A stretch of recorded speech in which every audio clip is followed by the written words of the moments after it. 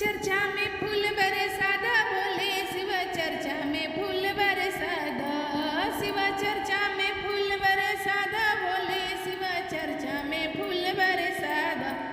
अपने तोरा ला बोलट कहीं मड़ैया, अपने तोरा ता बोलट कहीं मड़, अरे शिष्यन के महला बना दा बोले, अरे शिष्यन के महला बना दो, अरे शिष्यन के महला बना दा बोले, अरे शिष्यन के महला बना दो।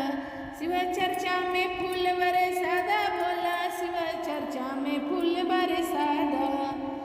अपने तारा रखा बोला माथे पे चंदा, अपने तारा रखा बोला माथे पे चंदा, अरे शिष्यन के टीका गढ़ा दा बोले, अरे शिष्यन के टीका गढ़ा दो, अरे शिष्यन के टीका गढ़ा दा बोले, अरे शिष्यन के टीका गढ़ा दो।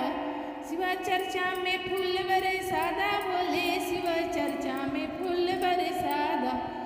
अपने ता पेन्हा भुला बिछु कुंडलवा, अपने ता पेन्हा भुला बिछु कुंडला, शिष्यन के झुमका गढ़ा दा बोले, अरे शिष्यन के झुमका गढ़ा दो, हे शिष्यन के झुमका गढ़ा दा बोले, अरे शिष्यन के झुमका गढ़ा दो। शिव चर्चा में फूल बरसादा बोले, शिव चर्चा में फूल बरसादा। अपने ता पेन्हा भोला सरपा के हरवा, अपने ता पेन्हा भोला सरपा के मलवा, अरे शिष्यन के हरवा गढ़ा दा बोले, अरे शिष्यन के हरवा गढ़ा दो, अरे शिष्यन के हरवा गढ़ा दा बोले, अरे शिष्यन के हरवा गढ़ा दो।